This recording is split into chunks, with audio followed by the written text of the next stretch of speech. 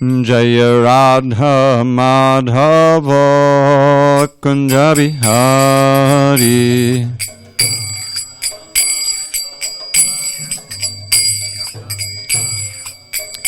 Jaya Radha Madhava Kunja Bihari.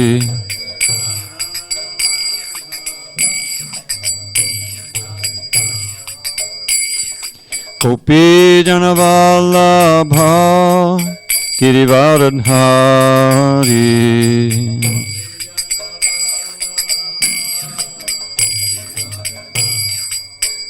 Jaya Gopi Janavallabha Girivaradhari.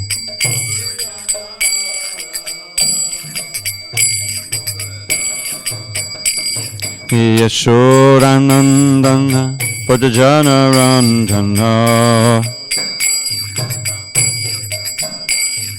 Yashodanandana Padajana Randana. Yamuna Tira Vanachari. Yamuna Tira Vanachari. Jaya Radha Madhava Punjabi Hari.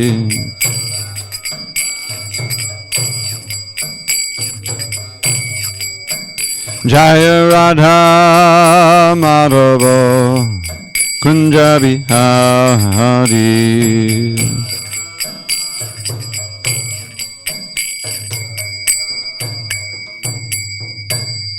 Jai Mr. Bhad Paramahansa. Parujikacharya Ashtotirtha Sri Srimad's Divine Grace. Srila A.C. Bhakti Vedanta Swami Prabhupada Ki Jai. ISKCON BBT Founder Acharya Srila Prabhupada Ki Jai. Jai Om Vishnupad Paramahansa, Parujikacharya Ashtotirtha Sri Srimad's Divine Grace, Srila Bhakti Siddhanta Saraswati Thakur Ki Jai, Ananta Koti Vaishnavinda Ki Jai, Namacharya Srila Haridas Thakur Ki Jai, Grantharaj Srimad Bhagavatam Ki Jai, Samaveda Bhaktivinoda Ki Jai. All glories to the assembled devotees. All glories to the assembled devotees. All glories to the assembled devotees. All glory to Sri Guru and Gauranga.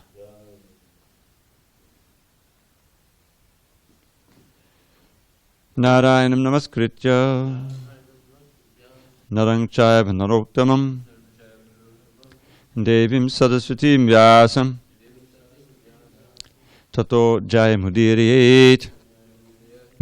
Before reciting the Srimad Bhagavatam, which is our very means of conquest, we should offer our respectful obeisances unto Lord Narayan, the Supreme Personality of Godhead, unto Narayan Rishi, the supermost human being, unto Mother Saraswati, the goddess of fortune, unto Vasudev, the author, and unto Srila Prabhupada, the translator, commentator, and our spiritual master. Nashtaprayesha Bhadreshu Nityam Bhagavata Sevaya Bhagavat Yuttama Shloke Bhakti Bhavati Naishtiki. By regular attendance in classes on Srimad Bhagavatam and by rendering devotional service to the pure devotee, all that is inauspicious within the heart is destroyed almost to nil, and loving devotion to the Supreme Lord, who is glorified in transcendental songs, is established as an irrevocable fact. Om Namo Bhagavate Vasudevaya. Om Namo Bhagavate Vasudevaya. Om Namo Bhagavate Vasudevaya. On this 17th day of June 2020 in SanDiego, we're reading from Srimad Bhagavatam, translation and commentary by His Divine Grace A.C. Bhaktivedanta Swami Prabhupada. We're in Canto 4, entitled The Creation of the Fourth Order, Chapter 24, Chanting the Song Sung by Lord Shiva. Text 55. Tung dada raja maharaja Satam api durapaya ekanta bhaktya kovanchit padamulam vinabahihi tangdara rajamaradya satam apidurapaya ekanta bhaktya yovanchit padamulam vinabahihi tangdara rajamaradya satam apidurapaya ekanta bhaktya kovanchit padamulam vinabahihi tangdara rajamaradya satam apidurapaya ekanta bhaktya kovanchit padamulam vinabahihi tangdara rajamaradya satam abhidurapaya ekanta bhaktya kovanchit padamulam vinabahihi tangdara rajamaradya sapam abhidurapaya ekanta bhaktya kovanchit padamulam vinabahihi. Someone else? Go ahead, can you read? Tam dodadadhyamaradhya satam apidurapaya ekanta bhaktya kovanchit padamulam vinabahihi tangdara rajamaradhya satam apidurapaya ekanta bhaktya kovanchit padamulam vinabahihi tangdara rajamaradhya satam apidurapaya ekanta bhaktya kovanchit padamulam vinabahihi tangdara rajamaradhya satam abhidurapaya ekanta bhaktya kovanchit padamulam vinabahihi tam unto you durarajam very difficult to worship araja having worshipped satamapi even for the most exalted persons durapaya very difficult to attain ekanta pure bhaktya by devotional service kaha who is that man vanchet should desire padamulam lotus feet vina without bahihi outsiders. Translation. Lord Shiva continues to pray to Krishna. My dear Lord, pure devotional service is even difficult for liberated persons to discharge, but devotional service alone can satisfy you. Who will take to other processes of self-realization if he is actually serious about the perfection of life? Purport. The word satam refers to transcendentalists. There are three kinds of transcendentalists: the jnani, the yogi, and the bhakta. Out of these three, the bhakta is selected as the most suitable candidate to approach the Supreme Personality of Godhead. It is emphasized herein that only one who is outside devotional service would not engage in searching for the lotus feet of the Lord. Foolish people sometimes maintain that God may be attained in any way, either by karma yoga, jnana yoga, dhyana yoga, etc. But here it is clearly stated that it is impossible to obtain the mercy of the Lord by any means but bhakti yoga. The word Duraradhya is especially significant. It is very difficult to attain the lotus feet of the Lord by any method other than bhakti yoga. Om Jnana Timirandasya Jnananjana Shalakaya Chakshu Unmilitam Mena Tasmai Shri Gurave Namaha. I was born in the darkness of ignorance, but my spiritual master Srila Prabhupada opened my eyes with the torchlight of knowledge. I offer my humble obeisance unto him and all members of Sri Parampara.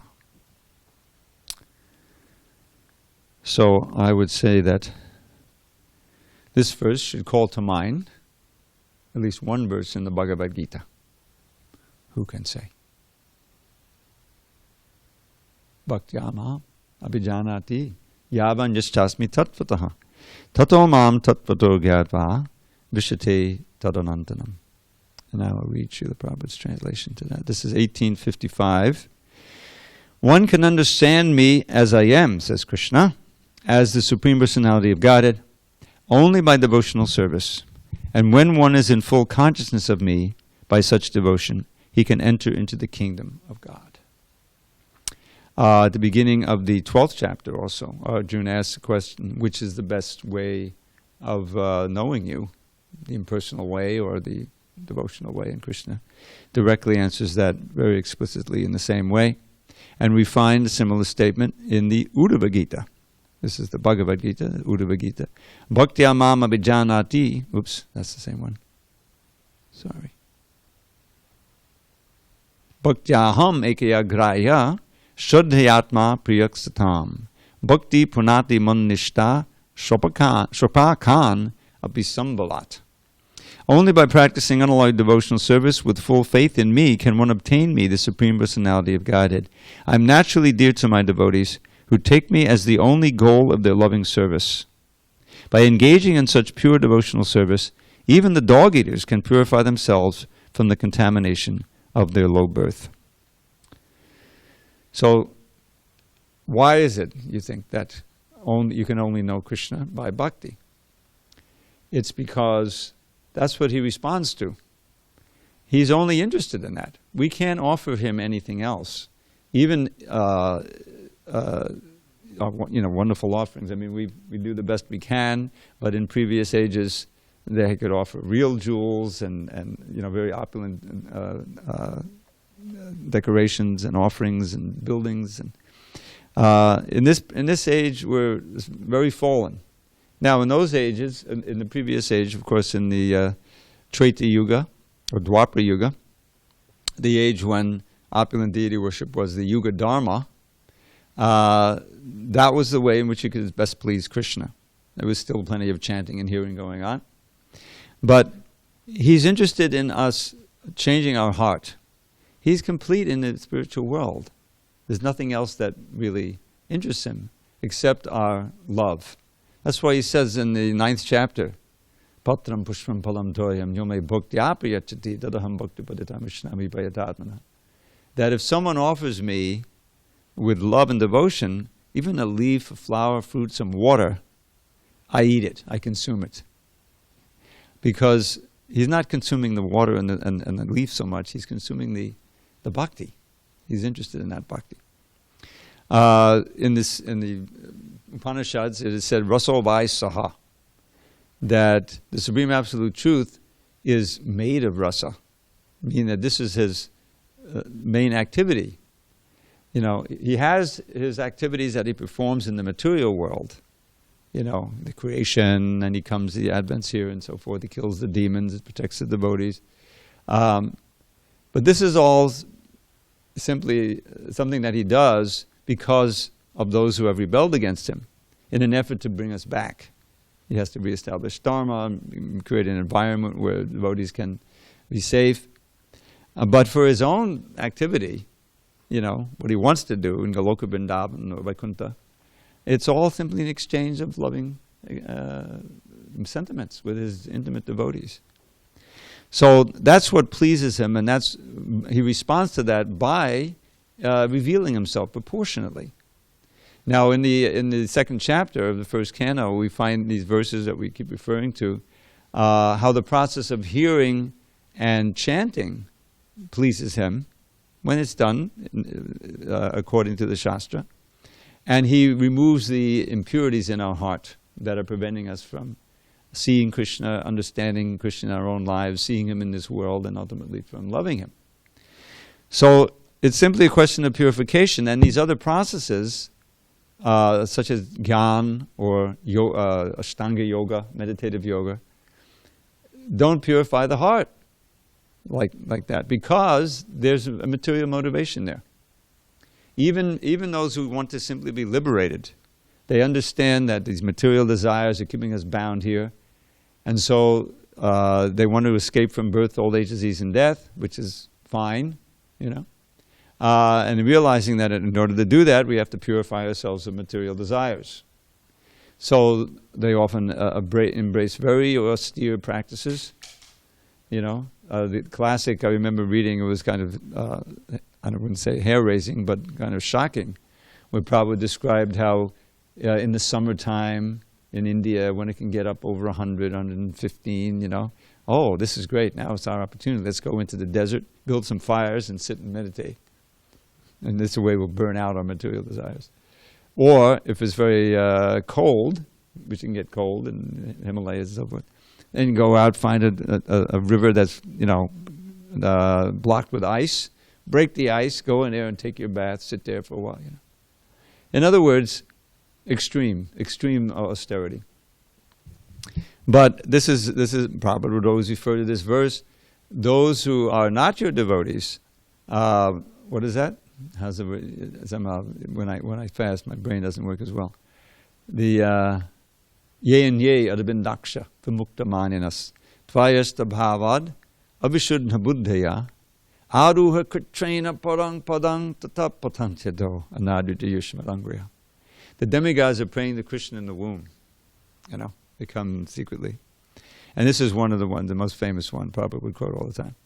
That besides the devotees who they've been glorifying, anye, ye and ye, adabindaksha, oh lotus-eye Lord, there are those who think themselves liberated for muktimanas, but they're averse to serving your lotus feet. And their intelligence is not pure. Avishuddha buddhaya. And by great austerity, some few can rise up to the param padam, which is like Brahma-bhuta. This is the Brahman platform. There's no material body, there's no material consciousness, no varieties, just merge in a white light. Padam padap patantyadho nadvitajaya. But they fall down from there, ultimately. Because it's not natural, it's not satisfying to the soul. It's one thing to be free of all material suffering. That is extremely rare and impossible on the material plane. You have to get free of the material body and free of time and all those different things, which is not easy. But that's not a complete perfection. And there is that strong material desire to be free of suffering. That's as material as desire for sex. So, therefore, Prabhupada describes this like the astronauts. When he was in India, they sent up the Russians sent up the first astronaut, Yuri Gagarin. I remember. I was a communist at the time, and we glorified him. And I remember I don't know if I had a poster of him, but anyway. So he went around. He was able to get up in the capsule. I think they did and he went around the Earth very quickly. And so Prabhupada explains when he came down, they glorified him. They brought him to India also, and he got headlines and everything. India was very close to Russia for a long time. They had aligned with Russia, and Pakistan. In America had aligned with Pakistan. Crazy. So Prabhupada, said. But when he was up there, he was interviewed by someone. When he was up there, he was saying, "Yes, I was going over and I was looking where my Moscow." In other words, he was up there. But he didn't really want to stay there. He wanted to come back to Moscow and and get some of the glorification. So because there's no place to stand, there's no place to land. Same thing with the Brahma-bhuta program. So that's what happens with these impersonalists. As far as that's the Gyanis, The yogis, they're also transcendentalists, and they may be meditating in the Himalayas very austerely, But generally, they become enamored of the siddhis that come. They come automatically, or you meditate on them. And you can see how that would be such an allurement.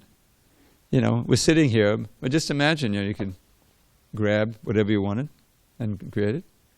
Immediately, let's go to Fort Knox, right? We get a big pile of gold.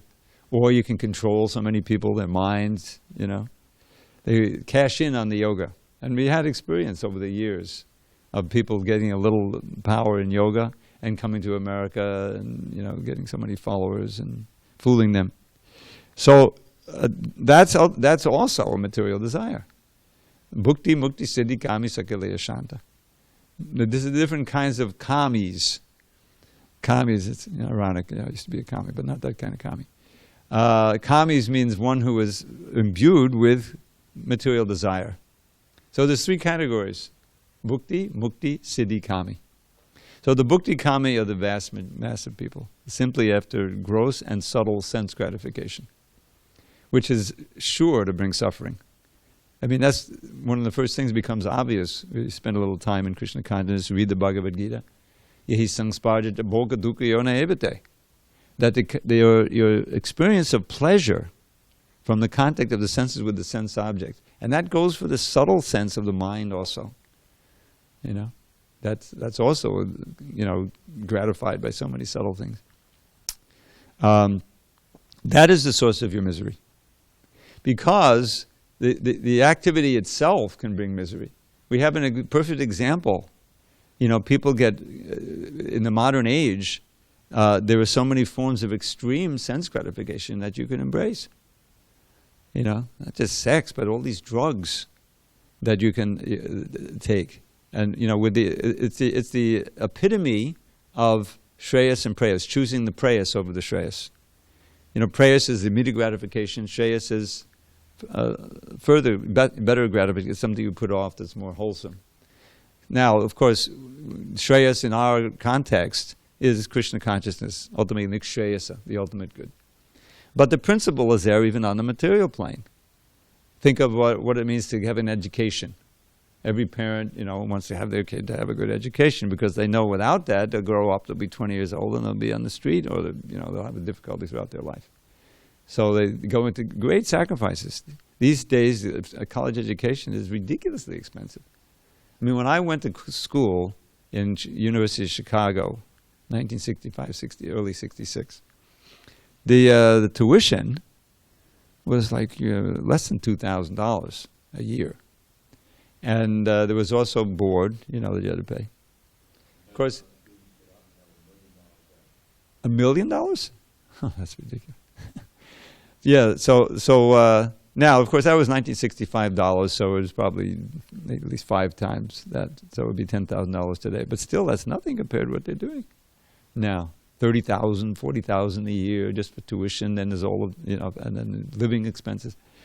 So, but the principle is, well, why? How can I charge so much? Because people know if I don't get a good education, I'll never get a good job, So that the principle of shreyas and preyas, put off your immediate gratification. You can't party all the time because there's plenty of that going on, but you have to eventually sit and you have to study and do all the austerities to get the degree, and then you can enjoy. But it's just a different variety of Maya. We're reading in the evening about the different modes of nature, right? So the person in the mode of ignorance, Prabhupada said, the more animalistic you are, the more you're just looking for your immediate benefit, the more you're in the mode of ignorance. At least if you're in the mode of passion, you can plan, okay, I'll work hard, make a lot of money, then I'll enjoy. It's a little bit of a step up. Mode of goodness, you're more thoughtful, you're more philosophical. That's why it's better, for being receptive to the idea of Krishna consciousness. If someone gets, be interested in a book, may actually read the book, is more in the mode of goodness. I always notice, and I'm from myself also, after I became a vegetarian, only then was I, philosophically open to these kind of things that Krishna consciousness presented. So, shreyas and preyas. So the ultimate state is bhukti, mukti, siddhi, kami. These are all materialists, and they can never be peaceful, never be satisfied, because they're bound to some material desire. All of it. So Krishna is looking for us to turn it 180 degrees. That's what pure devotional means. Where you have no material desires, your most ardent desire is to please Krishna. Your only desire. Somehow, there's so many varieties of ways of doing that. That's the definition of pure devotion. I was just studying, somehow in the morning I was chanting all these verses, and there was one verse by Prahlad Maharaj, very instructive. So much of his, his pastimes is filled with philosophical instruction, very valuable. The prayers, what he taught his students, what he taught his father. So here, Hiranyakashipu has been killed, and Nrsingadeva is there, and finally he's becoming a little pacified. All the demigods are at quite a distance, they didn't want to approach him because they couldn't please him, pacify him. But Prahlad, that's why he came, and his heart goes out to Prahlad. So finally he said, well, whatever you want, you can have. This is the famous, scene in the Bhagavatam. And so Prahlad was, why are you tempting me, my lord? I'm not some kind of merchant at a vanak, I was born in a demonic family, and so I may, have these desires. So he's saying like that. But then he agrees to 2 benedictions. One of them is very famous. He asked that his father be delivered, even though his father was rascal number 1. And Lord Nrsingadeva assured him, yes, not only your father, but so many generations, I always forget how many, 12, 15, 20, and also following. And when you read the Krishna book, you realize, Banasura was very fortunate. He's an asura, born in the... But he's a grandson, I think, of Prahlad. So either he was a nonsense, he rested on Niruddha, he had 1,000 arms, he was looking to fight. So Krishna didn't kill him, he just cut off 998 arms, I think. Or did he leave him 4? I think he left him 4. But so Prahlad, so that was met. That was an easy one. But the other one, which isn't so famous, which is more pertinent for us, Prahlad has 2 prayers in this way. There may be more than in the 7th chapter or the 9th chapter. But these are the 2 most famous. The first one is, he says, okay, here's another benediction. Yadi dasasi me kaman, yadi dasasi me kanam, badam swang badadarshaba, kamanam vidyasamoham, bhavatastu vinevanam. Yeah, list a syllable or 2. So he says, if you want to give me a very coveted benediction, this is what I ask. Kamanam rid yasamroham.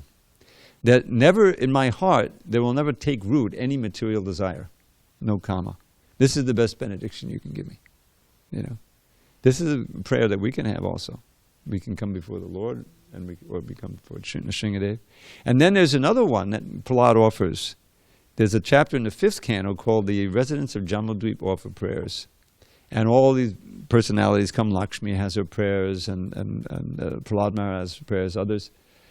And so this one is kind of famous because in the purport, at the end of the purport, Prabhupada writes, anyone who wants to be free of material, any devotee who wants to be free of material desires should offer his prayers to Nrsingadeva as Prahlad did in this verse. It's not a verse though. It's a big paragraph. But many devotees memorize it. As soon as I was working on that chapter, with a manuscript form. As soon as I read that, I immediately memorized it. Om Namo Bhagavate Narasinghaya Namaste Tejase Avadavir Bhavavadhanaka Vaddangsha Karmashayan Randaya Grasa Grasa Om Svaha Abhiyamatmani Bhuyishta Om Shraum. It's very rich. The last one is a syllable, is the seed syllable for Lord Nrsingadeva worship. This traum, he's ripping apart Nrsingadeva. Hiranyakashipu. So, what does he say there?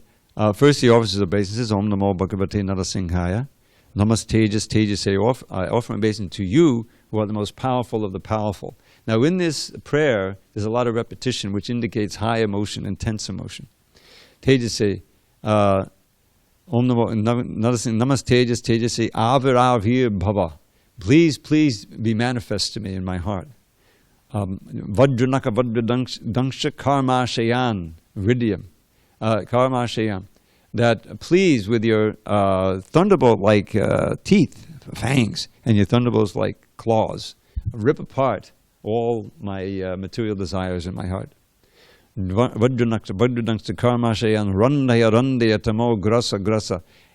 please eliminate, dissipate in my heart any darkness of ignorance.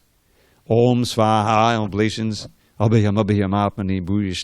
be manifest in my heart and give me fearlessness in this world. You know, it's a very powerful prayer you can offer to our picture there in the morning. So why such an ardent desire to be free of material desires? Because those are the impediments, you know, any lingering material desires that are keeping us, or that are like these anchors. Bhadra Maharaj gave that, I think he had the illustration, a little slideshow of the wedding party. You know, very illustrative. They had this wedding party, and they were going to go in a boat all night and have the party. And so they all took rest, and the boatman was, rowing away like anything, but he left the anchor in there. So they woke up and they're in the same spot. So that's that's the sadhana that devotees have, to work on our practice of devotional service, to be very strict in the practices, coming on time. I think that was good today. Everyone was on time, and to root out any remaining material hankerings and impurities that we have. Now, Krishna will help us with that. That's when, he will help us if he sees our sincerity. The more intensely we're chanting and praying, this prayer is so important. Prayer has these three elements that I noticed. I noticed there was another one, but I once did a seminar with Ramapad Maharaj, and I was studying some prayers in the Bhagavatam, and I said in each prayer, in a set of prayers, there's usually these three elements. One is obeisances. That's very important, meaning that you recognize the authority, the power of the person you're praying to. It could be the spiritual master, it could be Krishna, it could be Lord Chaitanya, Sringadev. So you're that namaha, I bow down. Remember, I shared with you Gopi Pranadhana Prabhu's purport to the beginning of this Krishna Lila Stava, because the book is filled with obeisances. It's a nice summary of Krishna's Vrindavan Lila in verse form, Sanskrit verse, small verses. And then he intersperses obeisances to you who swallowed the forest fire, obeisances to you who killed Putana, like that. So this word namaha, which we say so often during the day, and it's so famous now, namaste, it's probably in the English dictionary. What is the deep meaning of that? So first of all, he explains, quoting from one Purana, which I forget which Purana it was, Padma, I think. There are different stages of this namaste. Like the stewardesses, forgive me, I'm calling them stewardesses. I know that's passé. But on the Indian Airways, you get on there, namaste, welcome, Mr. Dolana, please take your seat. But it's just more or less a very polite way of saying hello. There's no real. They're not surrendering to you. You're surrendering to them. So okay, fine. Then when you get into it, we offer our obeisances, commonly, with the bending form. Okay, that's fine. But the real ultimate obeisance is the dandavats. Dandavats means like a stick, with 8 parts of the body touching the ground, as they've defined it, what it really means. And so then comes the inner meaning of this word namaha. You've heard this before. Nama, maybe you didn't hear it. Not mine. This body is not mine. It's yours. Do with it what you will. In other words, what I'm dedicating it, to you. And that is the attitude that is supposed to pervade our day. What does it mean? Rishikena Rishikesha Sevanam. This is one of the definitions of bhakti in this verse, Sarvapadi Vinimukta. That with our senses, we're serving the master of the senses, the owner of the senses, the Isha, Rishika Isha. So it's 180 degrees different from false ego. The whole reason why we're here, we have a material body, because we wanted to have a way of separating ourselves from Krishna, and he gives us this. It completely covers our knowledge. And then you have a body, not necessarily a human body, and you have some facility for sense gratification. But there's all kinds of suffering in there. first of all, the sense gratification is very flickering. And it's true that the suffering also passes. But the point is, compared to the standard of enjoyment in the spiritual world, where your senses are entirely engaged in loving devotional service to Krishna, it's smaller than a speck of a drop of water in the ocean. You know, at the beginning of the Nectar of Devotion, Rupa Goswami, he has a verse comparing the different standards of enjoyment. So the pleasure that comes with sense gratification compared to a drop in the ocean of Brahmananda. Brahmananda, I mean merging into the Brahman and being free at last from birth, old age, disease, and death. That's a great joy. There's Ananda there. In that. But that, Brahmananda, is like a drop of water in the ocean of Premananda, of Bhakti Rasa. So this is what, now we have to have faith that this exists. In other words, this is why it's so important to come in touch with the realized soul, like Srila Prabhupada, and learn the lives of the great acharyas that come in our line. Rupa Goswami, Sanatana Goswami, all of them. You read the Chaitanya Charitamrita, so many passages describing devotees experiencing this higher ecstasy, crying and hair standing on end, all of these symptoms. That's indicative of a huge, upsurge of ananda, ecstatic bliss, in the service of the Lord, in the service of Lord Chaitanya experience. So we have to have faith that this is really true. They're not just pulling a wool over our eyes. And this is why Prabhupada's life is such an important lesson for us. Because obviously he didn't come to America for material reasons. He certainly didn't come to make money or to get fame. I mean, you can see by his early life, his early pastimes, the first year. He had no fame, he had no money. The difficulty is, freezing cold winter, soon came. He came in September, and it got to be a winter in New York. I lived in New York. It got very, very bitter. And that happened to be one of the most severe winters in a long time. So he's going through all this. Why? Obviously it's for a selfless reason. So when he describes the state of consciousness that he's experiencing and the great soul's experience, and he's giving us the means, then the faith has to be there. Yes, this is real. And when you actually begin chanting, and you get absorbed in the kirtan and lifestyle, you become serious, then inevitably you do experience some beginning stages of that happiness. And part of it is just the material fever diminishing. That in itself is such a relief. But the idea is that if we want to perfect our lives, and this is part of Maya's trick. We may have faith in the acharyas. We don't doubt that it's for real and Krishna's there. But you don't have faith in your ability to do it. I can't do it. I'm just too fallen. I'm too conditioned. But that's a sign of a lack of faith in Krishna. Because if he's all powerful, and he can empower us, anybody. And that's the significance of this verse I read from the 11th canto. And there's so many verses like this. Bhaktyaha mekaya graya. Sorry, my brain doesn't work. I'll have to read it. It won't take long.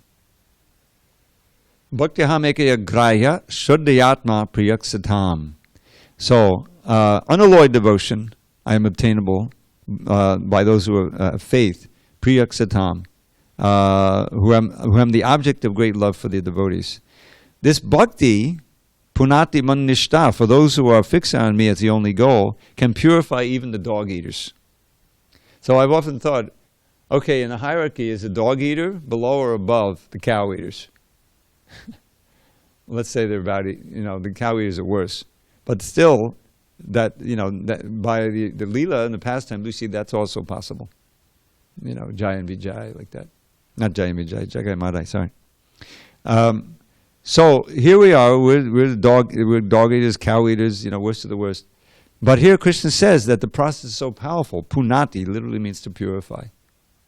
And we can see, Prabhupada showed, that was the great, genius of him bringing his Western disciples to India, And they were dancing and chanting and showed so much purity. And the Indians, their jaws dropped. They'd never seen anything like it, Because, they thought it was only for Indians. But it was proof that even these fallen Westerners can be purified by the process. And so this is what we have to embrace. If we want to know Krishna, if we want to experience the things and want to progress on the path, and there's also this other aspect, who knows how long we have. I mean, aside from you could die at any time, this situation, we have this beautiful temple, beautiful deities, and we have a situation where we actually have time to practice devotional service, chanting, and being in the association of devotees. It's invaluable. It's way greater than winning the $400 million lottery. just try to appreciate how fortunate and the great effort of Srila Prabhupada and his followers. It's so nice to also to appreciate those who have come before. The devotees who made this temple. Recently we saw, I don't know if you saw that slideshow, that Purusha, of the devotees working on making this temple. It took them a year. Gunagrai Maharaj and his then wife, I forget her name. What's her name? Kirti something.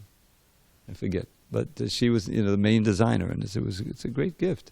So take advantage of all the facilities we have. Don't waste any time.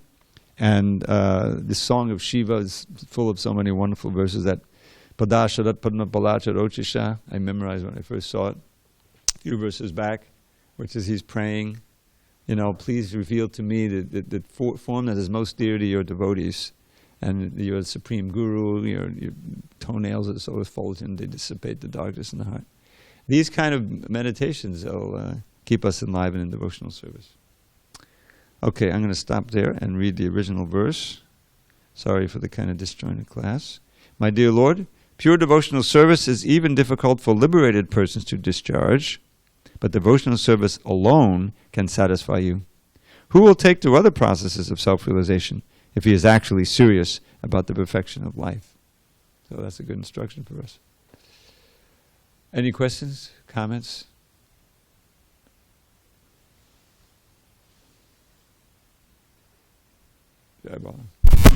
Just about this, you're quoting the demigods praying to Krishna in the womb, and how, they rise up, but they fall down. Someone may say, I don't know, someone may say that, this is taken as an authoritative statement, which is true, it's in the Bhagavatam, but there's a lot of, you could say, criticism of the demigods, criticism in the sense that, we don't accept them as, so many of them, as pure devotees, and, they have problems, issues, this and that. But it seems that you Vaishnavas are taking this statements of the demigods quite seriously here, quoting it all the time, and, the demigods say this, demigods say this, demigods say this, they come up and then they fall down. But some of the other times, there's so much criticism of the demigods, so how would we respond to that? Okay. I never thought of that one. Well, first of all, the demigods are devotees, and they often, whether it's Brahma or Indra, or, Brahma was bewildered for a while, but he's the head of our sampradaya. And then his prayers after he was enlightened are authoritative. It's chapter 14 of the 10th canto. Very important prayers, Jnana Piyasam and others. Indra also. Indra is a repeat offender. We had earlier in this canto how he gets worried that someone's going to take his post. Right? That's his main. Because of that, he'll send some overseer, somebody to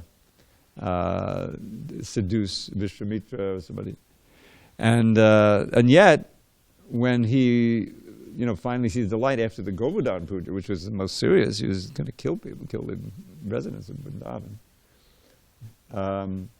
But then he was enlightened there, and in that position, his prayers are authoritative. You can read them, and when he comes with Surabhi and offers prayers to Krishna. So it's not that, the demigods are great devotees, they're very responsible, but in various states they are compromised because they have some material desire to rule, But they keep, Varuna's prayers and all these things. So we can accept them, we just have to use our discrimination and see, when they're presented in the Bhagavatam. After all, they're being recited by Shukadeva Goswami, and the content is perfectly bona fide. So we can, take it that way. Just like somebody, Prabhupada accepted so many articles written by his devotees, who were not on the absolutely pure platform, but they were basically practicing. They were taking from his books, and so they became like Shastra. The BTG was meant to be like Shastra. So that's the idea behind that. And, not only that, but Prabhupada would give examples, to verify the accuracy of that particular verse, giving the examples of impersonalists, such as, the Ramakrishna followers, who would, some of them they would become realization, but they weren't satisfied with it, and they would come down and open hospitals or get into politics, Why do you come down to politics and hospitals if you've achieved the highest goal? Now, so devotees can live in the world, but our aspiration is not to do material welfare work. The greatest welfare work, we have to be convinced of this, is getting someone interested in Krishna consciousness, spreading Krishna consciousness. So that's the answer for that. Is that even those who are not on it, completely pure, like the gopis or the cowherd boys, they can offer some very authoritative prayers, and because they're in the Bhagavatam, we worship them and meditate on them. That's my answer to that. Okay, all glory to Srila Prabhupada. Hari Hari Bol.